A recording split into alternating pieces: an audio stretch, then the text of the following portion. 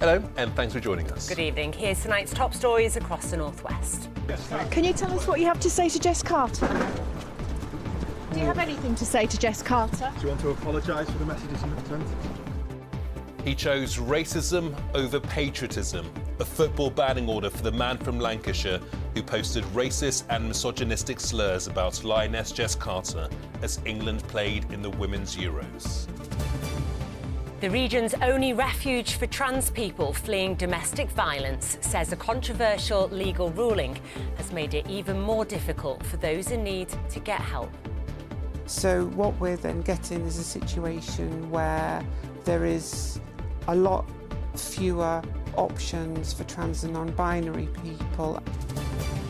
For Pete's sake, we're going to the West Pennine Moors to learn more about the climate superhero that's 10 times better than trees. Thank you for everything. Because of all of you, I will never walk alone. And putting the Mo in emotional. Reaction from Liverpool fans and the football world as Salah says he's leaving Anfield at the end of the season.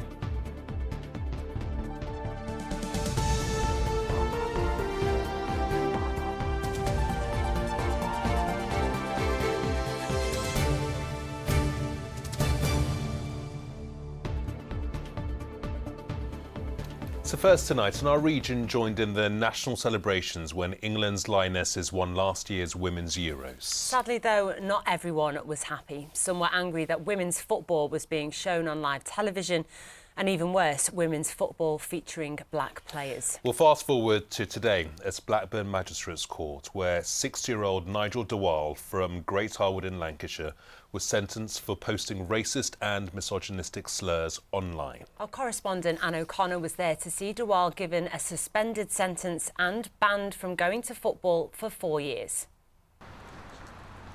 Nigel Dewall was said to be in drink and calling himself bogeyman to post what the judge called vile, racist missives online about Jess Carter, the England defender, who helped the Lionesses win the Women's Euros last summer. As the 60-year-old left Blackburn Magistrates, having avoided jail, in the real world, he had less to say. Can you tell us what you have to say to Jess Carter? Do you have anything to say to Jess Carter? Do you want to apologise for the messages you sent? Dewall had pleaded guilty to using his TikTok account to fling racist insults at the 28-year-old defender, also saying women's football was diabolical and shouldn't be on TV. Miss Carter said his and many other abusive posts made her scared to leave the team hotel during the tournament in Switzerland. She came off social media and her sister monitored her accounts. I think it just makes you feel really small. It makes you feel like you're not important, that you're not valuable, and it makes you second guess everything that you do. And on top of that, it's the way it makes my family feel. Like my family was so devastated by it as well and so sad by it. I think that how it impacts the people around you sometimes is even worse about how it impacts you directly. And I think that's what is really, that's what's really sad, is just the hate that people have in them to give out. I will never understand. The court heard Nigel Dewall has a sense of shame and wants to apologise to Jess Carter and the women's football community for what were called his disgraceful actions.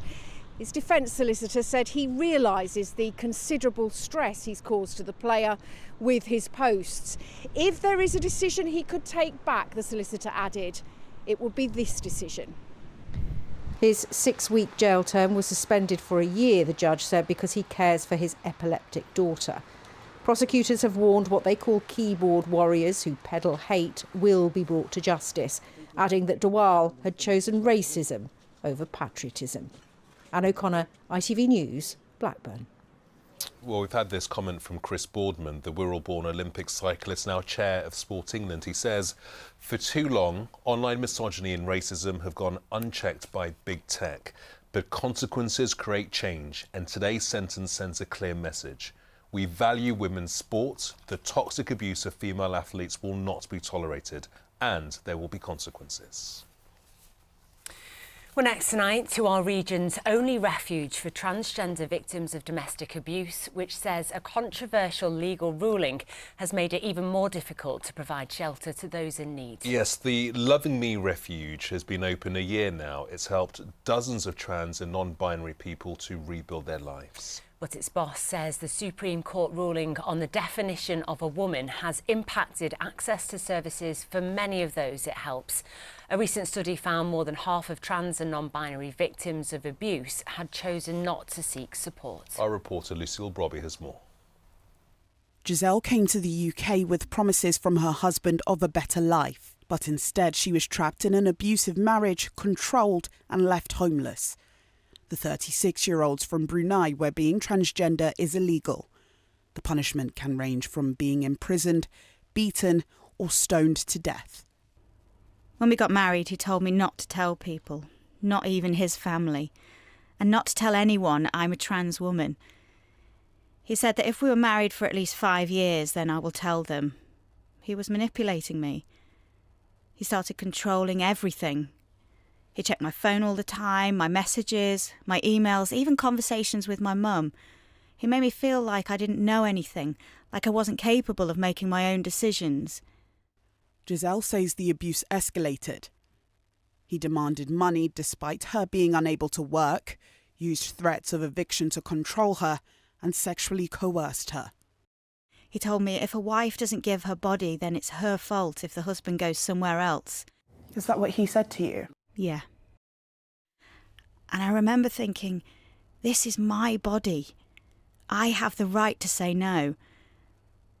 Later, I was told this was sexual abuse, and that was shocking to hear. But it made me realise what I've been living through. After a year and a half, he threw her out. Giselle spent 6 days homeless before support services helped her find a place at Loving Me, a refuge for trans victims of domestic abuse. What was that like once you realised that you were free and you didn't have to go back? When I came here, I finally felt heard as a woman. Before, I felt like I was a slave. Now I feel empowered. I'm able to rule my body. No one can touch it. No one can overrule me with what I can do with my body. I can make my own decisions. I've found my voice again. I can become the powerful woman I was before. Giselle's experience is not unique. At just 18, Sam also fled abuse, this time from his own family. I've been out as trans since I was 12, but at home, that always came with risks. When I came out, it was met very badly with a very horrible reaction from my mum. Gendering me correctly was a struggle for them, and seeing me as male. As a trans person, you can tell when someone sees you as the gender you are, and when they don't, and that was always a point of contention. Sam was physically and verbally abused and had to plan his escape in secret. The week before I left, my body just gave up. I couldn't walk, I was having tic attacks and spasms daily, and it just became untenable, and my body was telling me to get out. From the moment you came here, how did it make you feel? I feel relieved. The refuge offers the perfect space for me. It's a place for me to exist, be trans and not question that, or worry about that in the slightest, because I'm surrounded by people with the same experience in a sense, and live in a safe environment. I can wear what I want to wear, be who I want to be, and be safe for the very first time. The refuge has been a place where I can stop and breathe. In 2023, a study by Gallup found that 56% of trans and non-binary people did not seek professional help after experiencing abuse. But the CEO of Loving Me says that figure is likely even higher now, following the Supreme Court's ruling on the definition of a woman. This is a service is an uptick in domestic abuse services feeling that they can't support trans and non-binary people, specifically in terms of refuge accommodation. So what we're then getting is a situation where there is a lot fewer options for trans and non-binary people. For Giselle and Sam, the refuge has provided more than just safety. It has given them the chance to move forward. Don't give up. There were so many times that I came close to giving up, and it seems impossible. If your whole life has been abuse, It seems impossible to imagine anything other than that, and to imagine a future where you can be free and be yourself, and you can make your own decisions and be your own person. But it is absolutely possible, and never give up on that. Lucille Brobby, ITV News.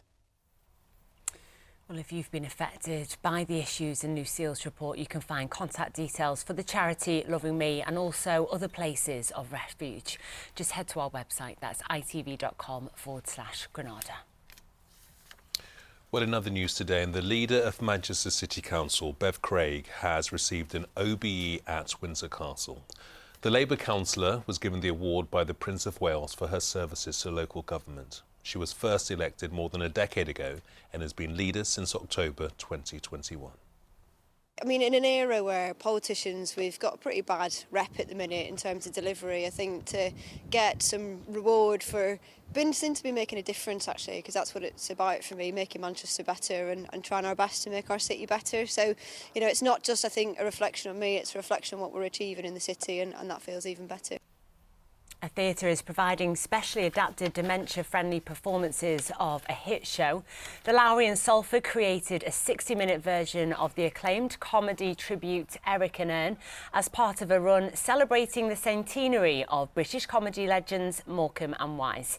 The adapted shows offer people living with dementia, their families, friends and carers a chance to experience live theatre in a supportive and relaxed environment. We've worked with Age UK, Salford and Trafford Bridge, and they've been training all of our staff and volunteers. So from the moment they arrive through the front doors, they'll be made to feel welcome, and their carers, and they'll be treated well, and we hope to have a lovely afternoon. We're looking forward. I just don't know how it will be. Well, we'll have fun. Yeah, we're going to have fun. We're going to have fun, and if we're having fun, then the audience will have fun. Hopefully. That's the rule of theatre generally. They can do what they want, do you know what I mean? They can wander around, sing, do whatever. And we'll do the same. Yeah, we will. We'll wander around and do things as well. That maybe we shouldn't be doing, but never mind. And we may do things not necessarily in the right order. Yeah, that's a possibility as well. You just never know. Such a great idea, isn't it? Yeah. Next tonight, we all probably know that planting trees is great for the environment, but there's something else that's even better. That's moss. Yeah, we're not talking the sort of moss you might find in your garden, but sphagnum moss, which is something of a climate superhero. And up on the West Pennine Moors in Lancashire, in the shadow of Winter Hill, a team of volunteers have been planting thousands of these tiny plants in a bid to restore our precious peatlands. Our correspondent Mel Boren went to find out more. High above Darwin, on the West Pennine Moors, is one of nature's best tools for fighting climate change, a peat bog. Peatlands make up about 3% of the planet, but they store up to a third of the planet's carbon. When you compare that to a rainforest or a woodland, it performs around 10 times better in carbon sequestration. So while it looks like it can be quite a barren landscape, they're actually very important for wildlife and for people. This is Allshore Moss, 28 hectares of peatland that for centuries helped store carbon.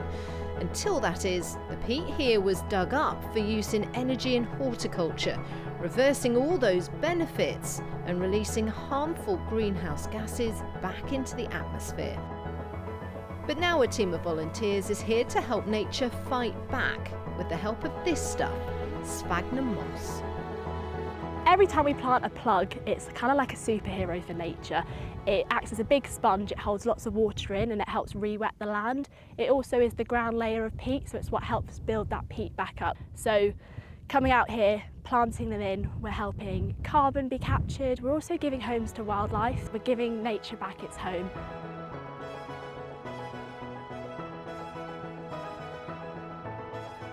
So this is a roll of sphagnum here. It's got about 5 different species in, all of which can grow together. And using just something like a bamboo cane, you simply make a hole here and just place sort of the bottom quarter in with your hand. And then it can be placed in like that, or you can tamp it down with your foot. And it's not just about planting moss. The Wildlife Trust have also created dams to re-wet this area, which will have other advantages. One of the main reasons is to stop the water flowing off and going down into residential areas where there's lots of flooding, which is happening more and more frequently now with things like climate change. It's also important because when these places have been historically dried out, they're at more risk to fire. Where those long lines are, that is what it looks like after the peat cutting has stopped but no restoration has taken place. So those long lines, which are the peat cut furrows, They'll be acting as drainage and just channeling all the water down and off the hill, not allowing it to soak into the peat and stay there. Yeah, honestly, thank you so much for all your help. But this wouldn't be possible without the help of volunteers who twice a month since August have been up on these moors. And it's a big job. Each of these rolls holds 20 plugs of moss, and each volunteer gets a bag with 400 inside, which means just today alone they'll be planting more than 8,000 plugs of moss. We've encountered some very different weather to this. We've been here in the frost and the snow and the freezing cold, but it's worth it because we're getting all those sphagnums planted and yeah, making a difference. Being out in nature is the best thing you can possibly do for you. It's therapy. It's just really nice to get out of a hustling, bustling city. Come here, spend some time where you can't hear any cars. Birds are singing, the meadow pipits this time of year. So other than it just being good for the soul, it's also incredibly satisfying knowing you're doing something to help protect this space as well. With the final plugs planted, this moorland is slowly being nurtured back to health. A green solution, thanks to some green fingers. Mel Barham, ITV News, Orshaw Moss near Darwin. Right, well, it's time for sport now, and more reaction to that huge news from Liverpool, Mo Salah's departure. Mike? Yeah, it's big news, isn't it? Not necessarily a big shock, given what has happened this season. Liverpool supporters are still processing Mo Salah's announcement that he'll leave the club at the end of the season. He's enjoyed a glittering 9-year career with the Reds, in which he's cemented his place as one of the club's all-time greats. But it always felt like the writing was on the wall after his very public fallout with head coach Arne Slot back in December. David Chisnall is at Anfield for us.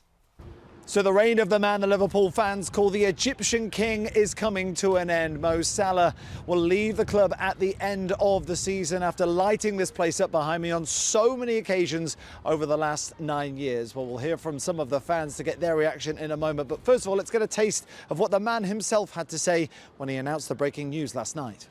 Leaving is never easy. You gave me the best time of my life. I will be always one of you.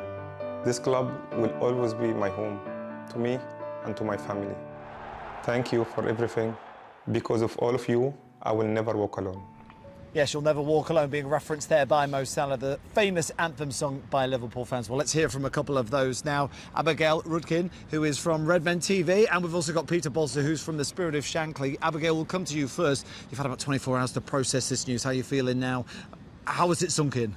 Oh, I'm really sad about it, to be honest. I think we all knew that it was coming eventually. Like, it sort of feels like we're in a transition period and things are changing, and maybe Mo wasn't fitting into the team as much, but it's still so sad because it's the end of the era. Like, I was expecting it, but watching all the montages is just making me really nostalgic and wanting to go right back to the beginning. I was 16 when he joined Liverpool, so it's been such a long time from GCSEs to, you know, having my own house and that, and now Mo Salah's leaving and it doesn't feel real, and it's really sad for all of us. He had a year left on his contract, didn't he? Why do you think he's decided to go early? I think it was time for all parties involved. I think the team's probably evolving away from using Mo. I mean, it's sad in a way to say that, but age can be a factor, and he's not had the best season this year. Maybe, you never know, he might have had a couple of offers, we don't know, that he's exploring, and he spoke with the club and decided it's time to move on, but it gives us some time to appreciate him. And Peter, he's won it all here with the club, hasn't he? Premier Leagues, Champion Leagues, Club World Cups. I think he's scored 255 goals, third on the all-time list here at Liverpool. Where does he rank amongst all the great players at the club? Well, he's one of the greatest. It's as simple as that. He's probably top three. Kenny Dalglish, Stevie G, Mo Salah. He might be even in the top two. I'm not really sure about that, but he's certainly an incredible figure in the football club, and what he's done in this Premier League era and what he's done for Liverpool just in the last couple of years by lifting that league title last season. I felt like he dragged us over the line. He's not been in the best form this season, and he did kind of have that public outburst, didn't he, in December, when he said that he spoke out against the head coach, Arne Slot. He said he felt like he'd been thrown under the bus after being left on the bench against Leeds in December. Is that outburst, is that going to tarnish his kind of legacy and kind of the feeling amongst the fans? I think it's impossible to do that just because of what he is and what he represents, how he's represented himself. He's been absolute class act on the pitch and off the pitch. Even if you look at the study of the Islamophobia that's been reduced in this area online, it's reduced by 50%. Just everything that he's done, the big smile on his face, there's absolutely not. And anyone who's got a problem with a footballer who wants to play football games is a bit mad anyway, aren't they? Just tell us then, what's his legacy going to be? He'll be remembered up there with Kenny and Gerrard. Like Pete just said, he literally will be known as one of the best players to have ever played for Liverpool and in the Premier League and in the world. Okay, Abigail, Peter, thanks so much for joining us this evening. Well, there we go. The reign of Mo Salah is coming to an end. His final home game will be the final game of the Premier League season, May the 24th. It's going to be some occasion, that. It certainly is. Thank you, David. Well, from a modern-day Liverpool great to a hero from the 1970s, and the news that John Toshak has been diagnosed with dementia. Toshak scored more than 100 goals and won 9 trophies with the club between 1970 and 1978. The 77-year-old son, Cameron, confirmed the diagnosis. Now, just 10 days after losing the League Cup final, Manchester United's women are on the trophy trail again. Tonight, Bayern Munich head to Old Trafford for the first leg of their Champions League quarter-final. It's United's debut season in the competition, but after comfortably seeing off Atletico Madrid in the last round, they're full of confidence for this one, as Chris Hall reports.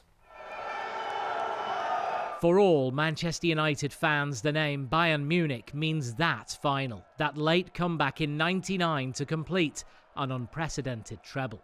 These players are pioneers too, thriving in United's first Women's Champions League campaign and ready to tackle the German champions. It's a dream come true, and like we're making history in every game we play. So like it means a lot to the girls, and yeah, we just want to continue to push and like show ourselves the best version of ourselves on the pitch, and yeah, just take it as far as we can. We have to believe in ourselves, and like I think bigger upsets have happened, so let's see.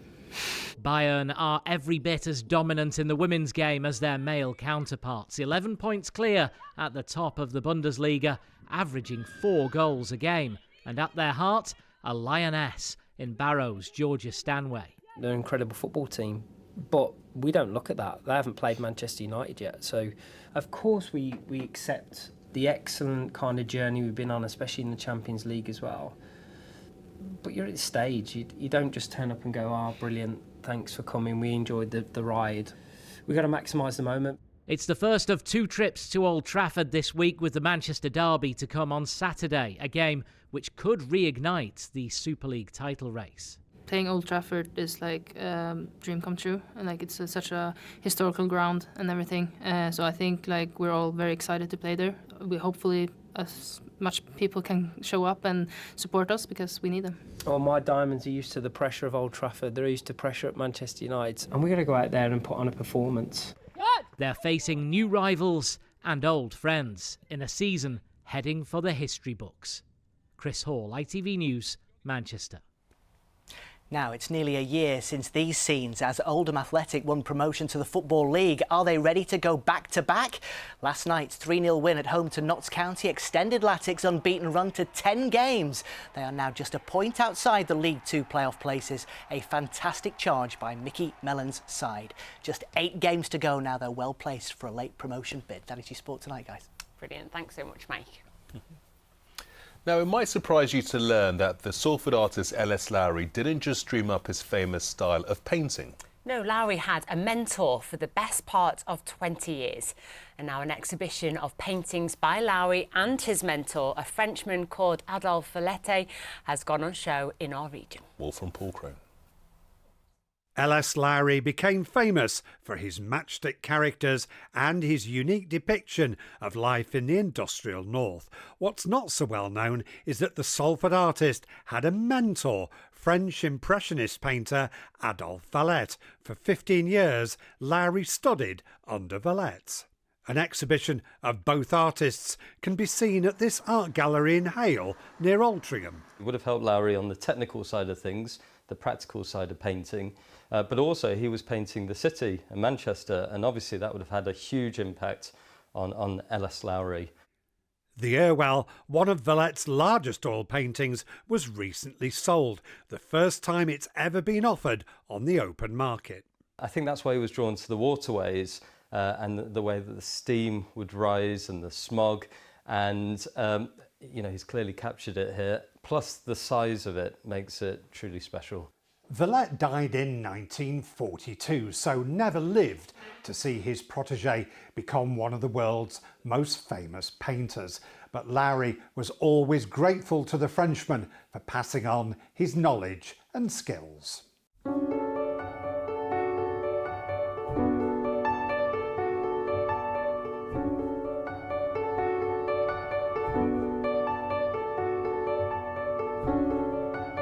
Lowry described Villette as a real teacher and kind of almost like a breath of fresh air coming from France, surrounded by Impressionist painters. So he really looked up to Villette. The good news is that the new owners of River Irwell have agreed for it to be shown in a public gallery in the northwest. Meanwhile, the new generation of local artists are displaying their work alongside Lowry and Villette. Paul Crone, ITV News, Hale. Fantastic to see that. Right, well, it's been windy out there today. Let's see how tomorrow's looking. Here's James with the forecast. Mum, wet wipes, toilet or bin? Bin. Why? United Utilities sponsors ITV Granada weather. Out there, good evening. A rather blustery day today. Some strong gusty winds driving some pretty hefty showers and a couple of rumbles of thunder into the mix too.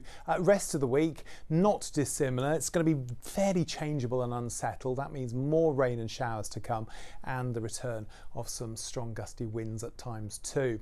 Lots of isobars on the chart indicating a lot of wind, and it's coming straight down across the northwest, the Irish Sea into our neck of the woods. That's going to ease off overnight. A little ripple of high pressure kills off the showers, so it gives us a nice start of the day tomorrow before we start to see more rain as we head to the latter part of Thursday overnight into Friday. But at least hopefully that will have all clear by the time we finish the working week. Overnight tonight then, we're going to see the showers ease off, as I say. The wind's going to drop out. There'll be plenty of clear spells and clear skies around, and that's going to make it a bit of a chilly one. Lots of blue on the chart indicating an air frost in many places. 1 or 2 rural spots getting down below freezing. Could see 1 or 2 slippery surfaces depending upon how quickly the rain and showers from today clears. As far as tomorrow goes then, chilly frosty start, a bit of power in the March sunshine hopefully lifts that nice and quickly. Enjoy the sunshine during the morning because it's not going to last. We'll start to see the cloud building from the west. That's your warm front starting to push into view. As far as temperatures go, well, it's still at or just below average for the time of year, 7 to 9 Celsius, but certainly less breezy, so should feel milder than today. Then a wet start on Friday, clearing later. A few showers on Saturday, rain on Sunday. Cleaned up well. United Utilities sponsors ITV Granada weather. Well, that's depressing. Isn't it? That's all we've got time for on tonight's Granada Reports. We'll be back with a late update after news at 10, but from all of us here, have a lovely evening and thanks for watching. Bye-bye.